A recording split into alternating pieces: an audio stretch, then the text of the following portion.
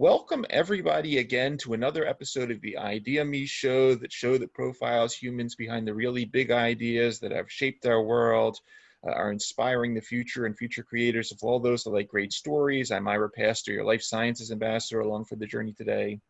So start off with a little bit of a few numbers.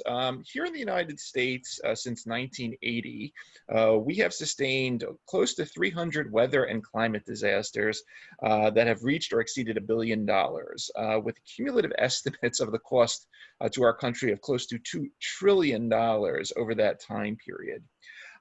We're honored today to be joined by Craig Fugate, who is the Chief Emergency Management Officer of a company called One Concern, which is defined as a resilience as service solutions company that brings disaster science together with machine learning for better decision making. He is also the former director of the Florida Division of Emergency Management and extremely well known as the former administrator of the Federal Emergency Management Agency, or FEMA, which is an agency of the United States Department of Homeland Security, whose primary purpose is to coordinate response to disasters that have occurred in the United States and which overwhelm the resources of various local and state authorities. Mr. Fugate has decades of experience at local, state, and federal levels in disaster preparedness and management. He has also overseen the preparation and response efforts for disasters, including wildfires, hurricanes, health crises, and national security threats. When he was Florida Director of Emergency Management, he oversaw what was referred to as the Big Four of 2004, namely Hurricanes Charlie, Francis, Ivan, and Jeanne. And when he was administrator at FEMA, he organized recovery efforts for a record 87 disasters in the year 2011 alone. Craig Fugate, thank you for taking the time out of your schedule to come talk to us for a little while. Thanks for having me. Our pleasure. Our pleasure. Typically, Craig, we start off the show by just giving our guests the floor for a little bit. Obviously, for us here in the U.S., we that have followed things for the last several years, we know your name pretty well. But for some of our international audience, if you could just take us for a few minutes, a little bit of your background journey, sort of everything from where you grew up to how somebody that started off as a firefighter, an emergency paramedic, took the role of the top emergency manager of the United States. That'd be a great way to start off. Full answer is I answered my phone. All of this came about not because I was seeking these jobs, but I would get phone calls. And it really started, I started out as a volunteer firefighter, a little town of Alachua, Florida, just north of Gainesville. So I grew up in North Florida, not on the beaches, and we don't have palm trees up here very much.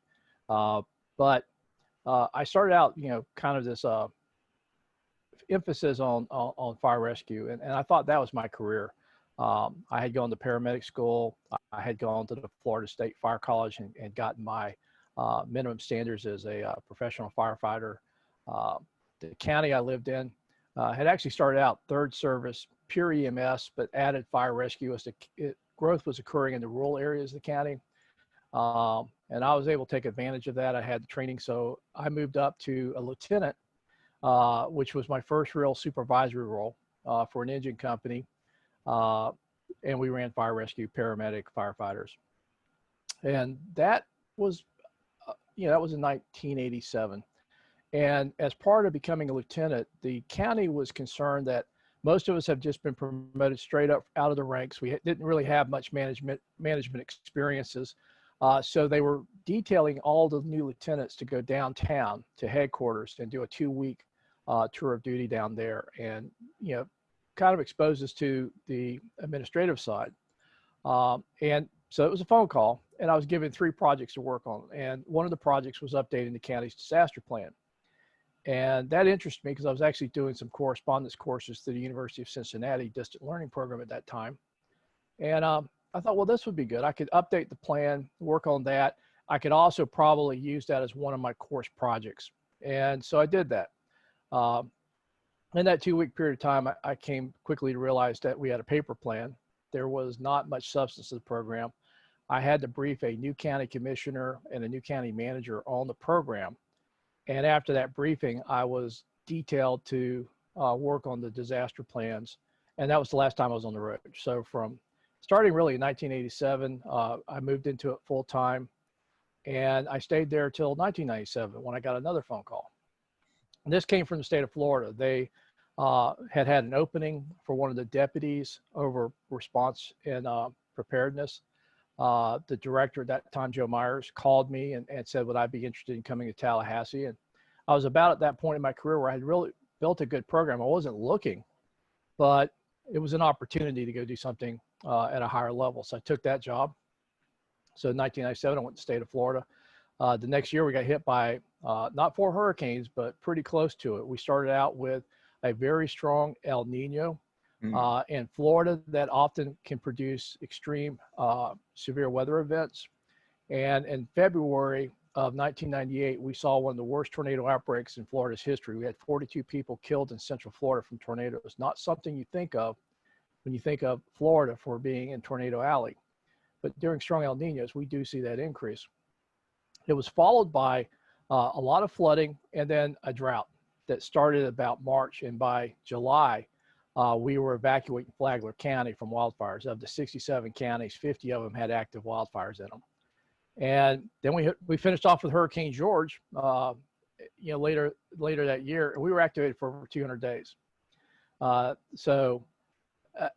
kind of started shaping my opinion on operations, and a lot of the stuff we were doing that I was seeing was process. And when you're that busy, you really try to distinguish what's a process that doesn't deliver an outcome and what gets you to the outcome you're trying to achieve. Governor Bush gets elected. I was working for Governor Childs. The late Governor Childs passed away in office the final months of his term. Had really rebuilt Florida emergency management since Hurricane Andrew, and Governor Bush gets elected. And we were kept in our roles. Governor Bush actually enhanced the program and built that team. He engaged with all of his senior leadership, all of his agency heads. One of the things that I had observed, and I continue to see when I was at Fema, was governors are so busy that a lot of times if they do show up for one of their exercises, it's usually a photo op. They just don't have the time to really engage. Governor Bush took a different approach. He figured that disasters were important, that the governor's role was key. And not only did he attend the exercises, he had his chief of staff take role of department heads who didn't show up. And he would generally request that they reply to him in writing what was more important than the exercise. He said, I'm sure there were things that were more important, but I really want them to explain to me why what they were doing was more important than getting ready for disaster. And that building that team really set us up for the 2004-2005 hurricane seasons. And in 2001, Joe Myers left to go to the private sector, and Governor Bush called me up and said, I'm announcing you tomorrow as my state director. So again, another phone call. I mean, I didn't apply for, I was, the way it worked was when Joe left, I was made the interim director. I had said I was interested, but they never got around to a formal application process. And it was just, Governor Bush called me up and says, I'm announcing you tomorrow as the state director. We're going to keep you where you're at. And I work for him. Governor Chris gets elected. Governor Chris keeps me in his administration. And in 2009, I got a call from Secretary Napolitano's office. Secretary Napolitano had recently been appointed, confirmed as Secretary of Homeland Security. And I got a call to go meet with her. And out of that became the nomination to be the FEMA administrator. So a lot of people starting out in the business, they, how'd you get to be the FEMA administrator? You know, stuff. I said, I'll give you a little clue about your career. Answer your phone. You never know what's in the other. It may be a telemarketer, and today it may be just more campaign calls, but opportunity awaits those who are prepared to act. And I just didn't wait for phone calls. I was my entire career preparing for what was next, not necessarily looking for it and knowing what it was. But when those phone calls came, I was able to take advantage of that and seize that opportunity. Excellent message. I'm going to pass that on to my kids who they don't even know how to answer a phone anymore with all the texting. But that Craig, thanks for that intro. Working off of that and focusing a little bit once again on sort of on FEMA and for some of our listeners and our viewers that may be less familiar. Obviously, we mentioned this is part of the Homeland Security, a huge budget, something like $30 billion. And I live up here in the U.S. East Coast. We get a climate disaster once in a while, but nothing compared to, say, down in Florida. But I'm used to watching the news and obviously seeing the governors on there, saying when we're declaring a state of emergency, whether it's hurricanes or floods or wildfires. Could you sort of break down sort of what typically FEMA takes over from some of these things that we see? Is it the governor's responsibility? Do you get that state of emergency and look at it and decide, no, this is not?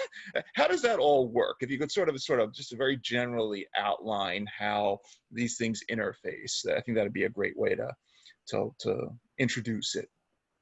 Well, this may sound like a civics lesson because the way we respond to disasters is actually based upon our constitutional construct.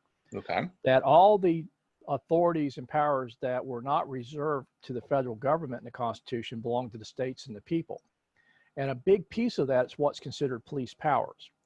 And it's not just what most people think of as law enforcement. It's everything from public health to zoning to building codes.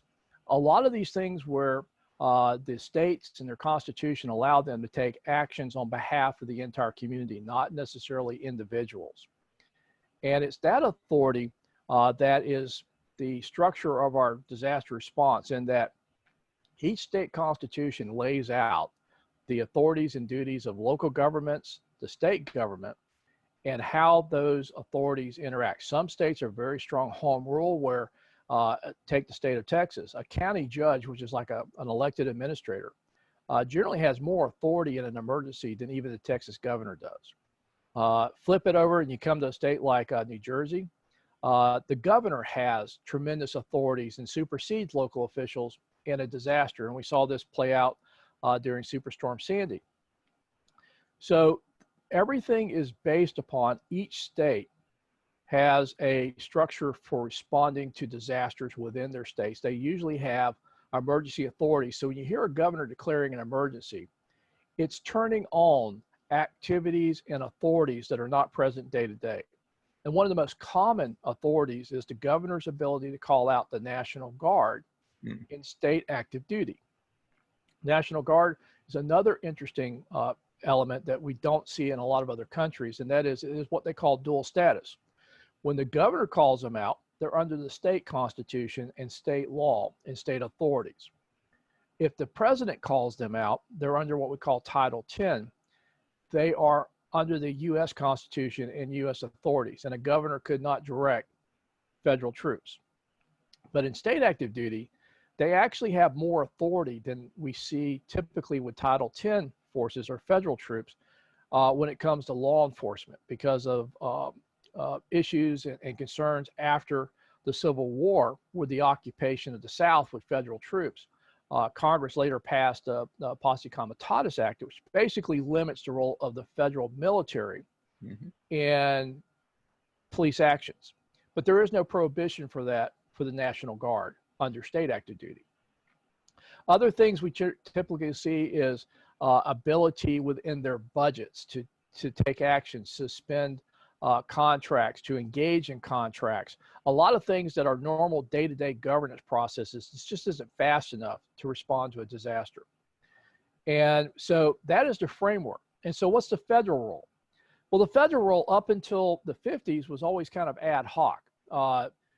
Congress would actually pass separate legislation in some of these big disasters, going all the way back to flooding, the San Francisco earthquake, hurricanes.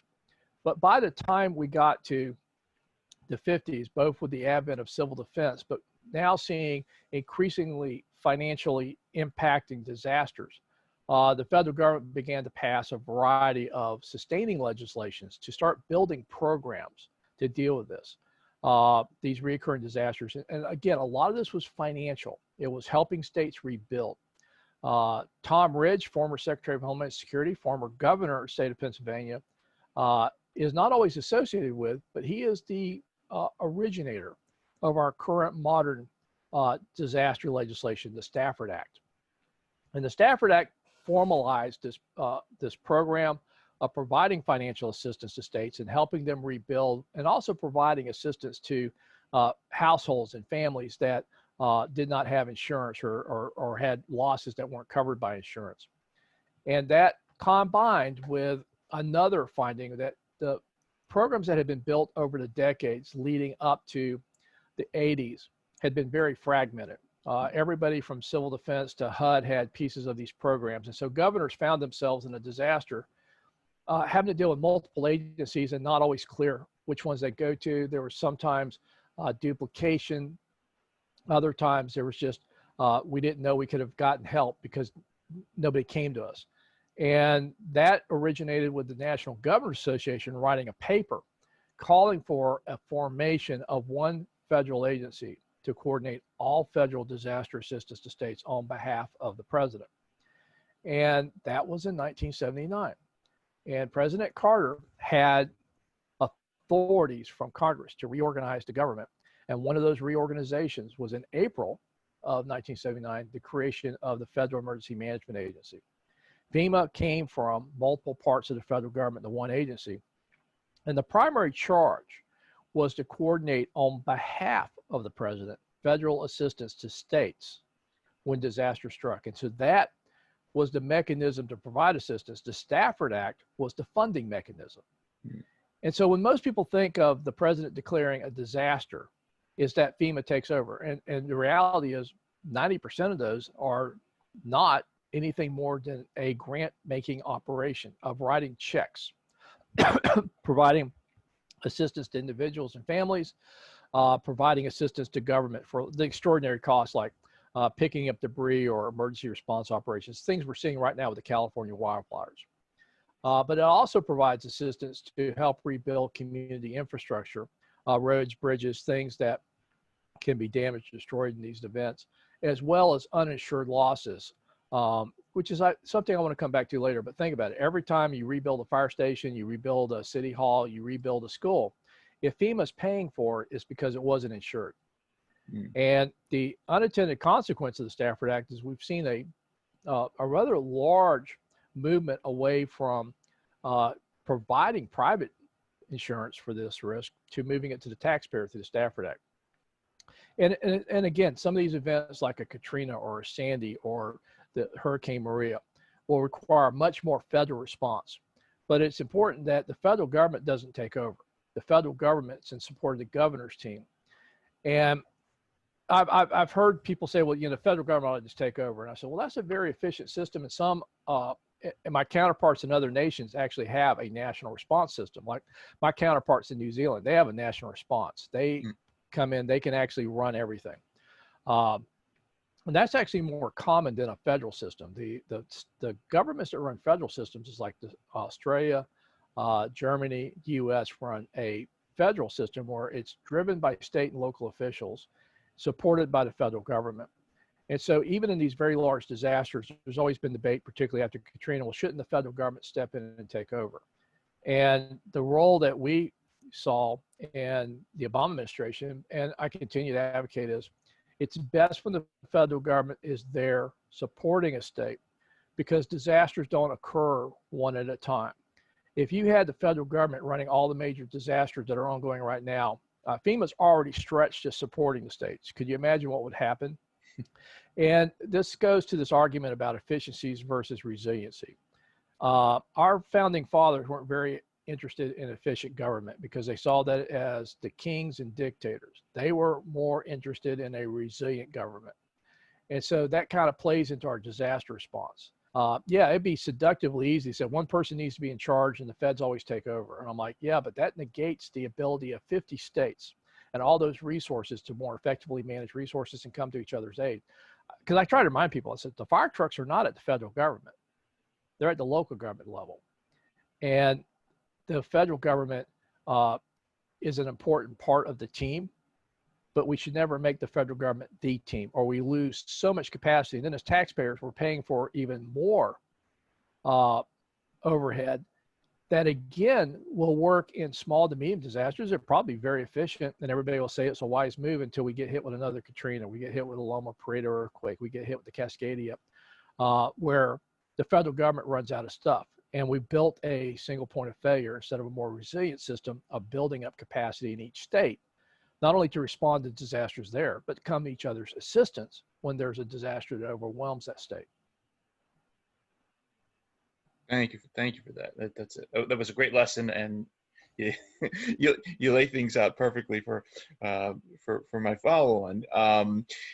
So, if you're following FEMA, you now you're the Chief Emergency Management Officer of this organization. One concern, and you obviously you're offering sort of this resilience as a service to aid different municipalities and so forth, using some really cool technologies. We talk about machine learning and artificial intelligence a bit on the show. We spoke about it actually last week with Dr. Frank Marks at NOAA in terms of how some of these technologies can be used for predicting hurricanes and shortening, or increasing the time we have to do other things. You obviously you have a much wider purview in terms of whether hurricane or earthquake or wildfire or terrorism or anything. Talk a little bit about sort of the progression over time you've seen in terms of some of these technologies, and then sort of what they're capable of doing today, and where you're looking out as these technologies further develop. What are they capable of doing for us in terms of making things easier, whether it's a Superstorm Sandy or the next wildfire or God forbid the next pandemic? But what I've been interested in, and this is why I was interested in one concern, was we have put a lot of emphasis on improving response, and we took a lot of the lessons we learned from Katrina. We built a better system, but we saw with 3 back-to-back hurricanes and the devastation and Maria at Puerto Rico that system still had challenges. And so we continue to put a lot of money into responding to disasters. The problem is disasters are getting bigger and more frequent. The system can't adjust fast enough, and it's costing the taxpayers an exorbitant amount of money that could be put into better use. So I want to ask a different question, and that is, if our disasters are growing and we're trying to build a system to respond to it, and that system has to keep getting bigger and still fails, why don't we look at why disasters are getting bigger and think about what we could do differently to keep the disasters from being so extreme? And we know that building codes have worked. We know that investments in mitigation have worked. The problem is we don't really have the ability to look out across a variety of hazards in a variety of communities and go, where's our best investment decisions? Where's our best return on investment? We're kind of shotgunning stuff and we're getting results, but we just don't have time and money. And the other challenge we have, particularly when it comes to weather-related hazards, we're looking always in the past to predict the future. We look at the last 100 years of data to try to describe what that extreme event could be, and then we try to build to it. But if we're having record-setting weather events almost monthly, looking backwards, my analogy is it's like driving down the road at 100 miles an hour, driving by looking in your rearview mirror, trying not to hit anything. It's just not going to turn out well. Right. And climate change is not something in our distant future. We're actually past the point of climate change. We're in the point of climate adaptation. That even if we were able to successfully reduce greenhouse gas emissions quickly and start reducing the rate of warming, we already put enough energy into the environment that extreme weather events will go on for decades. That won't stop. And if you think about how we build and where we build, is often driven by the past weather patterns, which are no longer consistent. So we're seeing areas that even 10, 15 years ago didn't seem like a bad place to build, now are untenable. We're watching what's happening in California with the wildfires, but that's not just California. It's actually the entire West Coast. And we're seeing the extreme nature of that. And it's not just climate that's driving this, it's affordable housing, it's a variety of things, but we did not build for these conditions today. We built for the conditions that were decades ago. And we're in unsurvivable situations. We see this in the South from the Gulf Coast. We even saw this up on the Jersey Shore. Building and construction had been based over decades of very stable weather patterns. And then Superstorm Sandy just wipes all that away. Louisiana may be on track for the 3rd hurricane this year and haven't been through 4. I feel for that. But there are areas that we're seeing repetitive losses. And yet when we go to rebuild, we do incremental. So the idea of using machine learning, which is really about pattern recognition and big sets of data, and being able to see things that are not always obvious. Like I'm really, because I don't know how bad things are going to get, I'm really interested in what I call sensitivity testing. Let's look at a hospital and look at one of the fastest growing climate risk is flooding and extreme flood events, and go, I may not be able to predict what that next storm is going to be, but can I figure out how sensitive that hospital is to extreme rainfall events? And not only is it the hospital, it's all the supporting infrastructure. It's also where people that work at the hospital live. I mean, it does me no good if the hospital doesn't flood, but 80% of the workforce is flooded out and had to evacuate. It does me no good if I have a hospital, but the roads leading to it get flooded and nobody can get in or out. So it's this idea of looking at a lot of variables, looking at a lot of data, which is where machine learning becomes so valuable, because we can run repeated runs and change the parameters and start seeing what the trends are. And I caution people, machine learning and AI isn't about being able to forecast something 10 years out that's going to be precise. It's about looking at a lot of data, seeing patterns and trends to help guide our decisions about where we build, how we invest in our infrastructures, and how we build resiliency from design versus waiting for disasters and then trying to pick up the pieces. And I often hear is we're going to rebuild back, and I'm like, really? You're going to rebuild back right where it got destroyed? Are you going to do anything differently? I mean, think about how many times we're challenged on just things like increasing the building codes. And then we hear, well, you're making homes unaffordable. And I'm like, well, I got a bone to pick with that. I don't think we should be providing unsafe, affordable housing to anybody. And many times it's a myth that building to higher standards makes things unaffordable. I think it actually makes, over the lifetime of the structure, much more affordable. But it's, how do you look at these things and look at a lot of different variables, that not just a building, but infrastructure surrounding it, community surrounding it, looking for trends that often are missed in a lot of cost benefit analysis that we do to figure out where to make investments. We spend a lot of time trying to figure out how to save money, but we're missing, in some cases, the demand to save money may be missing the impact on people. And maybe the projects that don't save the greatest amount of dollars may actually be better for more of the community, because lower income areas don't often score as high as more affluent areas. Greg, working along those lines, obviously, you've had so much experience with the storms, the tornadoes, wildfires, earthquake. I think probably like most people, we're in the middle of maybe your first pandemic. Like most of us, this is all very new, but working along those lines, any interesting insights in terms of pandemic resilience, preparing for the next whatever, hopefully it doesn't come anytime soon, but using these same technologies or other things that you might want to mention, any top line learnings from the COVID era that are going to be useful to moving forward? I actually started with H1N1 in 2009. Right. When I joined the administration, right, we were trying to wrap our heads around, how do you deal with a crisis that will affect all states near simultaneously? If you think about our disaster model, it's always been based upon a geographical area gets impacted. We can pull resources from across the country and across the globe. The pandemics are different. Everybody has got various degrees of impact. Moving resources, you can do some. We saw this early on with pandemics where they were shifting around ventilators and medical personnel, but that's very limited. And it really got us thinking about what other disasters share that characteristic that are no longer geographically bound. I mean, if you think about earthquakes, wildfires, even climate, they tend to be the events that climate is driving geographically bound. But what is occurring that's global? What's occurring that's no longer a border? And so disease outbreaks, but particularly when they reach the level of a pandemic. And the big concern was always an airborne disease, which is what COVID is. And how do you manage that? And our strategy was always containment, isolate it and keep it out. But once it got here, we recognized that it would be a challenge. And a big part of that was just going to be our healthcare system's a just-in-time delivery system. It was never built with much surge capacity.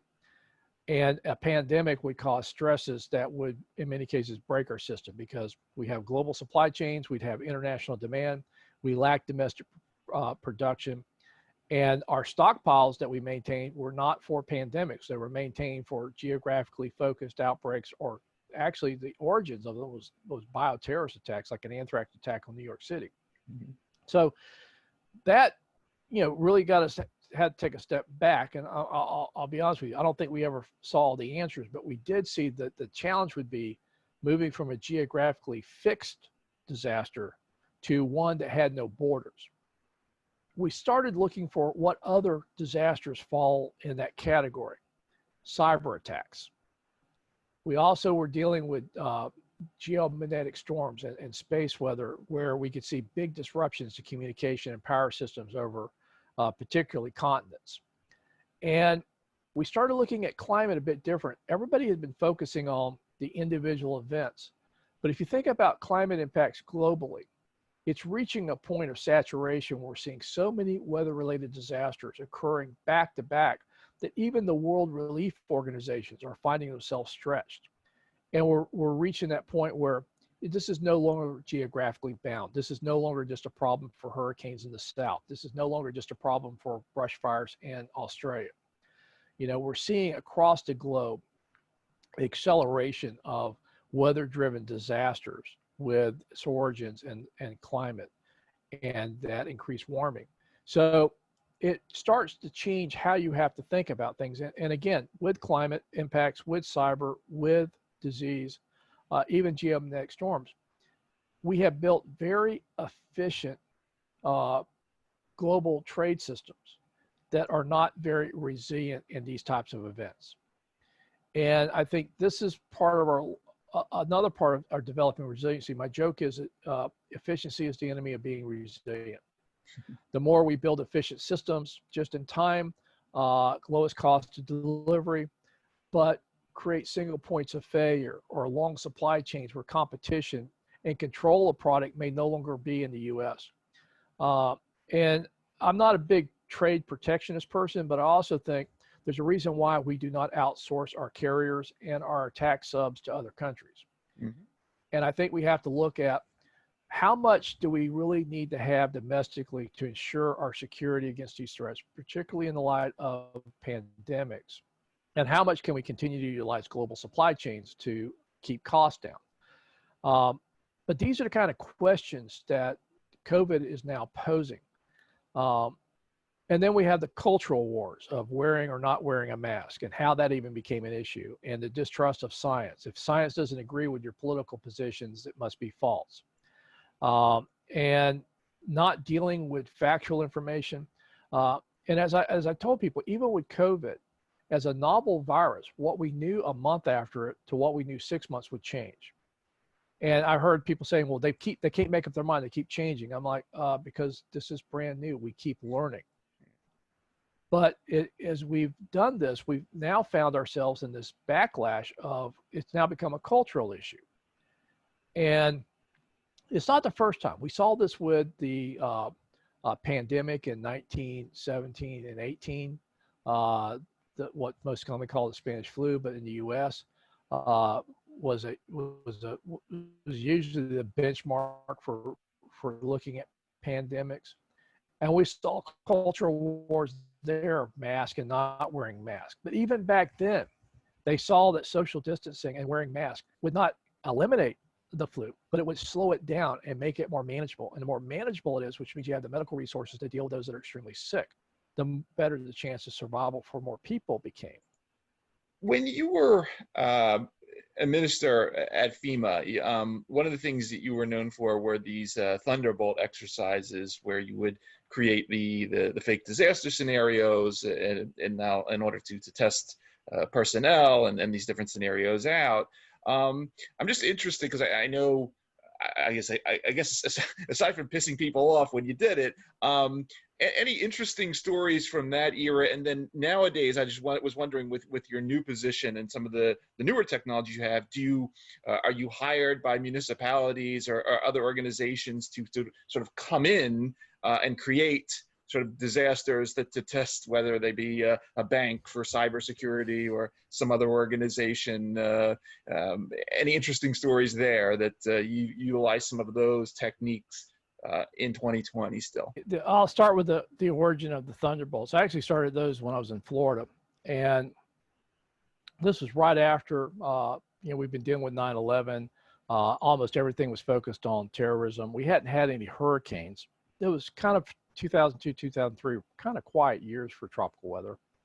And I was getting concerned that we were so focused on domestic and international terrorism that we weren't paying attention to other threats, and we were becoming one-dimensional.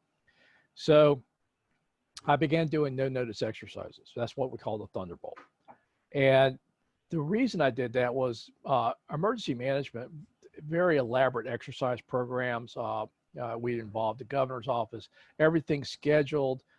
You end up having to provide a whole lot of information about the exercise, get people prepped, ready and stuff. And those are useful, but my argument was disasters don't come with warning. They don't come with a schedule, and they certainly don't come with a briefing book. And what I was trying to get across to the team is they had to be agile and ready to go, and they had to be adaptive to the events. Too often I see people trying to make events fit their plan. And what I wanted to do is really kind of flip that around and go, look, we need to be adapted.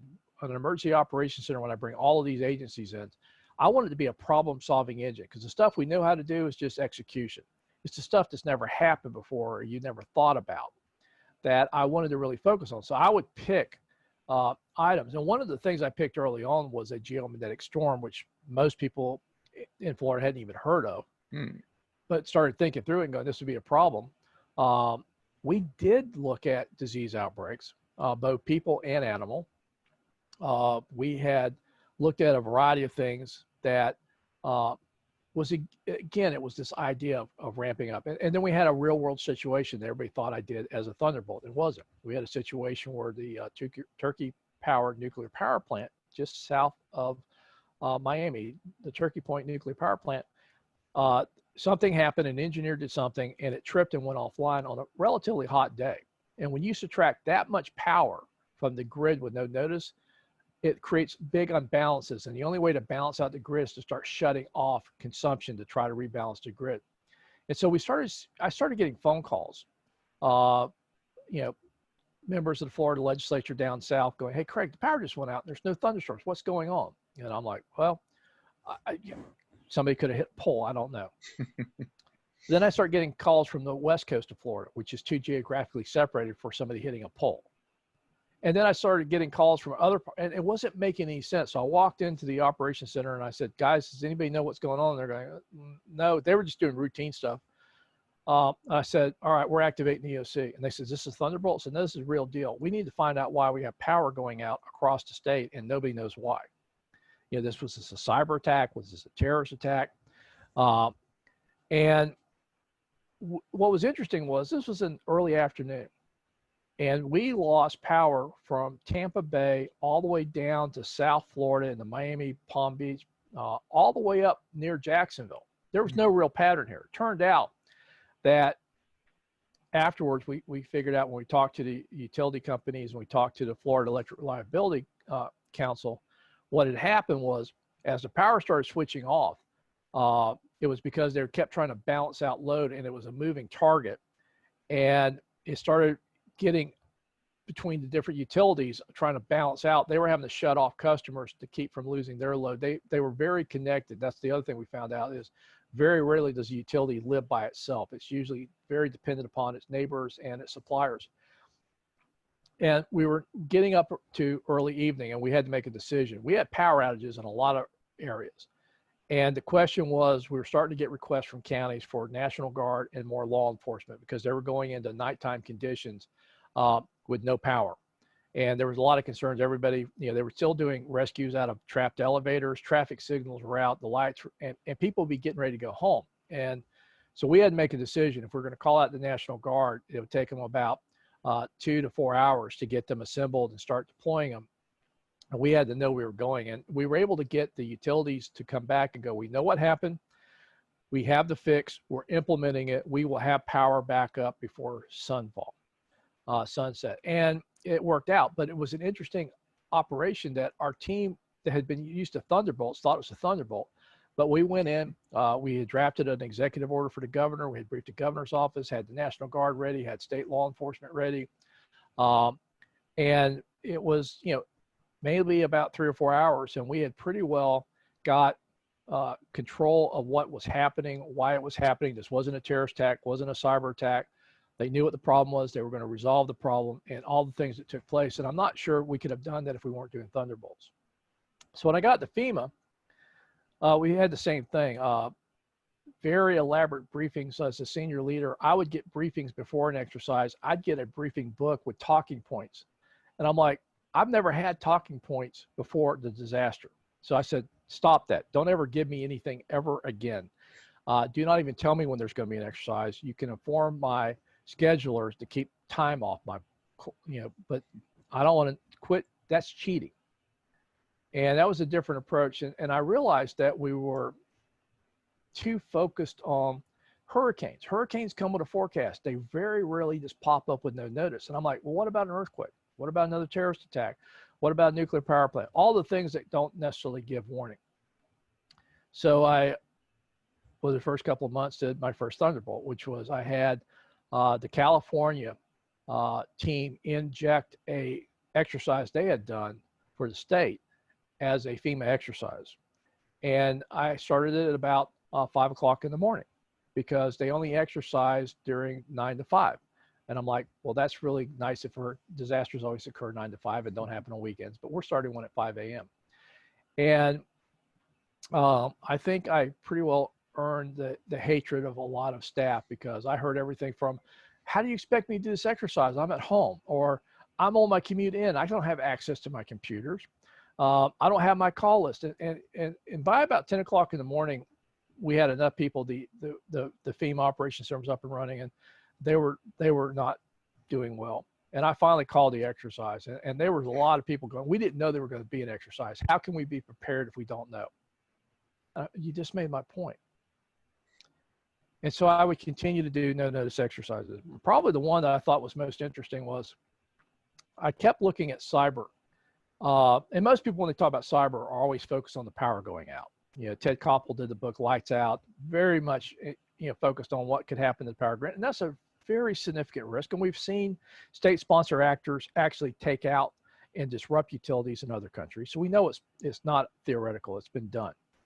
But I was more concerned about communications because I even then I saw that as we had moved away from the old copper wired analog phone systems to more digital IP addressable systems, that state-sponsored or state actors could disrupt communication. So I started asking very basic questions. I said, can we communicate with all 50 state governors and their teams if the phone system goes down? And they said, well, we have satellite phones. I'm like, your satellite phones backhaul over the phone system. Try again. Well, the internet. I'm like, what do you think the internet runs on, or what the phone system is? And we finally got down to what was left. I said, basically HF radio. Well, we don't have the ability to talk to all 50 states. All right, well, that's a problem. Well, who can we talk to? Well, we have HF radios at all 10 of our FEMA region offices. FEMA has its headquarters in Washington, D.C., but across the country, geographically, there's 10 regional offices. So I did a no-notice exercise.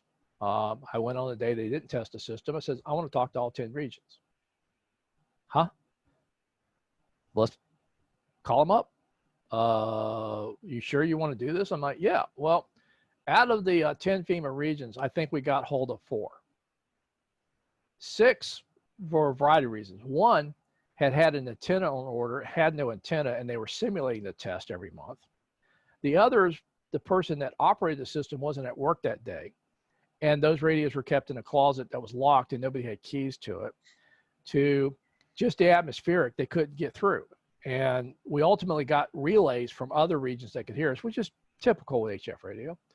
So I think we got it down to 6 out of 4 were able to get a communication back and forth to us. And I'm not going, that's not acceptable, guys. And they're going, well, it works much better on our scheduled test day. I'm like, that's also my point. And it's this mindset I think we get into, that we exercise to what we're capable of. We exercise to success. We're not really testing. And to me, testing is breaking. I got to find out what the limitations are. I got to see what the weak points are. I have to exercise to the point of failure. And it isn't just to beat people up, but it's much better to find out what could happen in an exercise than, as one of the commanders in Norcom, Admiral Gortney, was fond of saying, discovery learning. Discovering that the only way the radio system works is when that person's at work is not a good thing in a disaster. Finding out that the antenna is on order after they've been getting green because every time they tested it works is because they're simulating it. Finding out that in most cases, when you have to activate the FEMA Operations Center with no notice, it's about 8 to 10 hours to get everything up and running, because people show up and what's the first thing they have to do? We're a Windows shop. They go through endless updates on the security patches. You know, you're walking and operate. The first thing, all the computers have got to cycle through the endless updates because we don't have a way to automatically do that. You got new people coming in. You know, it was always amazing to me how long it took us to get up to critical mass. So we started doing Thunderbolts, and we got it to where we could walk in and go to work almost immediately. We put more emphasis on stuff's got to work every day, not just when we've had a day to tune up because we see a hurricane out there. And increasing the experience of the team, but also taking people to give them experience of what it's like. It's very hard to simulate the real disasters. They're just so chaotic and so many variables, but you can take elements of that and you can build those stressors and get people more comfortable in operating in these very high stress environments where you have very little information, having to make tremendous time compressed decisions without being able to wait for more information. You know, the joke in Washington is there's nothing we can't make better with another meeting. But in a disaster, you can't have another meeting. You got to make decisions. And for a lot of folks, that's a real challenge from their day-to-day work. And so that was the whole purpose here. This wasn't really just to make people mad. It was to prepare them for the environment they'll face and to build their competencies and confidence in themselves on how to operate in a high stress environment with tremendous information demands that often correspond with lack of information. And that's why this AI stuff really fascinated me, was we were so focused on getting information from the field, verifying damage, doing assessments, sending people out there. I'm like, well, why can't we model that and come up with a better idea of what's happened and respond from that model and speed things up and then adjust as we get field reports? I was at the point at Fema where I said, well, just respond like it's bad. I'm not even waiting for assessments. Time's something we never get back. And they were like, well, what if we send too much stuff? I'm like, well, then we sent too much stuff. But, oh, you don't understand. The IG is going to come out. We're going to get hauled up before committees. We're going to be told we're being wasteful. And I'm like, I got news for you. There are two types of hearings that Congress is going to have after a disaster, and they're always going to have hearings after a big disaster. One of those hearings are, we did our assessments, we sent just enough stuff, and we were too slow, and we ran out, and we're going to get fired. Or we sent too much, wasn't needed, and we're going to get yelled at for wasting the taxpayers' money. Which hearing do you want to testify at? The one where we ran out, or the one where, you know, and as I tell people, disasters aren't a business. Being cost effective means you're slow. Speed is the most important thing. And so I still found we were having challenges. People just weren't getting wrapped around how big something could be. And I'm like, well, how many people live there? What do you mean? I said, well, that's how big it can be. We respond for people. So, you know, are we talking about 1 million people? Are we talking about 10,000 people? Well, we don't know if they're all impacted. I said, by the time you know, we've already lost 12 hours. And so I really simplify things. I think it's more for myself than anybody else, but just how to think about. I get a no-notice event. First thing is think big. How big could this be? Go big. Get the resources moving. Some of that stuff ain't going to be fast. And speed it up. Don't have another meeting. Don't wait for verification. And the fourth one is be smart. Adjust as you get information in, and hopefully you're adjusting down. And early on with COVID, you know, once we recognized this was a novel virus, I said the same thing. And I think the problem was not only not following the plan that we had left in place, but nobody was thinking a big enough number. Nobody was early on going, how big could this be? And the big number was, you're going to need PPE, particularly N95 masks, for every healthcare worker, both in hospitals, nursing home, and assisted living facilities, and all the frontline responders who can't do remote work. That was your number. And if you had that number, you could have looked at domestic supply, international supply, and where the gap was. And those were things like the Defense Production Act and others, which are not subtle and not easy to do. But think about it. We kind of backed into all these numbers. And we kept adding on, hoping we'd eventually get enough stuff. Now we're seeing this, what is the second or third surge coming through. We're at least a little bit better on the supply chain, but we're still seeing critical shortfalls in isolated areas where hospitals are getting, backed up to the point of they're running out of beds. Again, pressure on this stuff. And we always seem to get to that crisis point where we start running out of stuff, and then we decide we got to do something. And so today, I think big is pretty straightforward. Everyone needs to wear a mask. This is an airborne disease. Not covering your nose is not cool. Not wearing a mask is not some sign of your invincibility, because everybody is vulnerable at some degree. And if not, you're spreading it. So wear a mask. And that's everybody. If you're outside and you're engaging in people, wear a mask. Second thing is, go big. We have got to build more capacity in hospitals faster than the patients are coming in. And we need to go fast, because if you're waiting for data to say it's going to require me to do extraordinary things, it's too late. There's such a lag time between the infections and they show up in the hospitals. By the time they're showing up, you've already far exceeded what you thought you were planning for. And they'd be smart about it. Look at what Europe's doing, everybody else. The one area we've not seen people having to aggress is places like New Zealand and a lot of places in Asia, because they never relaxed anything in this response because there's no vaccine. Everywhere we relax stuff, thinking, okay, we beat it. What we found is it's just coming roaring back. So our protective measures really need to be gauged, not against, well, what are our local conditions today? But at what point do we have an effective vaccine? And I realize this is economically a deal breaker for a lot of industries, but the reality is we're not going to survive anyway in these industries if we keep having to go through these huge waves that are now disrupting a lot of other activities. And so, to me, the message is pretty simple. If you care about the economy, wear a mask. You care about your family, wear a mask. You care about others, wear a mask. If you only care about yourself, wear a damn mask. Excellent. True points. Very true. One quick question before we get to the wrap up. We are a road tripping family up and down the East Coast. My kids lose their minds when we go by the Waffle House. You were responsible at Fema for creating the so-called Waffle House Index as an informal metric for a disaster recovery in the storms. Any other interesting new metrics along the Waffle House metric lines that you have come up with in recent years? Yeah, the Waffle House is really an indicator of infrastructure in the community. The idea of the Waffle House is open and has a full menu, it's green. If the Waffle House is open but a limited menu, it's yellow, probably got power outages or water problems. And if the Waffle House is closed from disaster, that's an area of pretty heavy impact, because Waffle House is just, they get open, they figure it out and stuff. So I got this question in California. There was an earthquake. It was a pretty powerful earthquake, but there wasn't a lot of significant widespread damage. There's some high spot areas, but fortunately, most of the damages were more rural parts of the state. And I got people, complaining that there's no Waffle House in there. They didn't know what the Waffle House Index was. And there was a picture of one of the local emergency operations centers, and it was the day of the earthquake. So it happened early in the morning. They were in their initial activation, and they had cups of Starbucks. And so I'm thinking, unless they have Starbucks catering their EOC, which most of us on a state and local budgets don't afford, they probably stopped at a Starbucks, got coffee on their way in.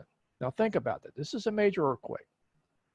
We would expect tremendous damage, but people could get to the Starbucks. The Starbucks had power and water, because Starbucks has plumbed all their coffee machines. So unlike a Waffle House, they can't pour a bottle of water in there. So I got water pressure, I got power, I got enough roads open, and my employees can get there. So that just quickly tells me. So I did a quick shorthand on a Starbucks index, because Starbucks is, it's a great store, but their resiliency is often tied very closely to infrastructure. And this was true in Joplin. And this is how the index kind of got started in my brain. In Joplin, after the F5 tornado that hit there, you know, very, very long days. And I had actually been in Hawaii for meetings with our territories on their tropical season and getting ready for hurricanes when Joplin happened. So I'm hopping a plane, flying straight in. And my first day there was basically one of these 18-hour days that you've got, you know, very little sleep. You're crashing. You're coming to the end of the day. You're going back to the hotel, and you see a Starbucks, and there's cars all around it. Guys, pull it. I just need a coffee, because I still got calls to do. I got email due. You know, I'm gonna be up for another couple hours just trying to wrap up stuff for my day. I said, I just pull in. I get a coffee. We pull in. We go get out. Walk up to the door. There's a sign, closed due to bold water restrictions. Well, why are all these cars parked around there? They didn't turn off their Wi-Fi. And so what happened was they had power and they had internet connectivity. They didn't have water because of bold water orders. They didn't have water, so they couldn't make coffee. But there was so much devastation where people were at that was one of the few places they could go just to get on the internet and start, you know, filing insurance claims, checking the news, getting information. And so the Waffle House index, or the Waffle House index for Starbucks, is if they're open and have coffee, it's green. If they're closed because they're lost water, but they still have power and the internet on, they're yellow. And if their internet's off and they have no power, they're red. Outstanding. So our recommendation for Starbucks is, if you lose water pressure or your water's down and you have to close, leave the Wi-Fi on. You worked for Governor Bush in Florida. You worked for President Obama.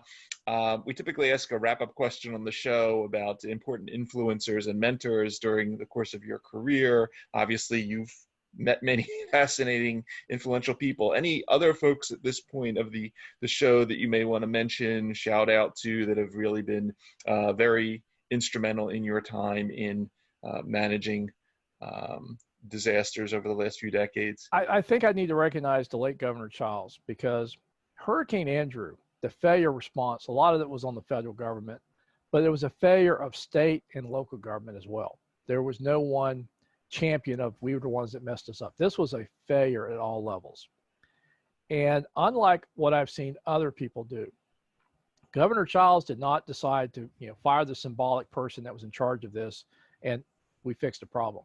He actually requested a friend of his, a former Senate President, Phil Lewis, to convene a task force.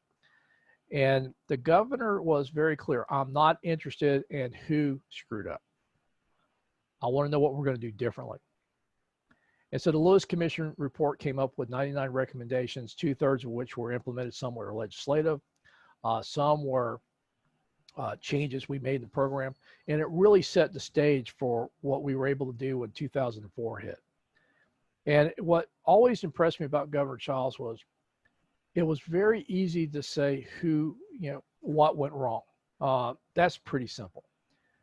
His focus was on what would we do differently. And I've kind of taken that with me. When stuff hits the fan and stuff breaks and everybody's so interested in, you know, who messed up, I'm like, I want to ask a different question. Why did the system allow that?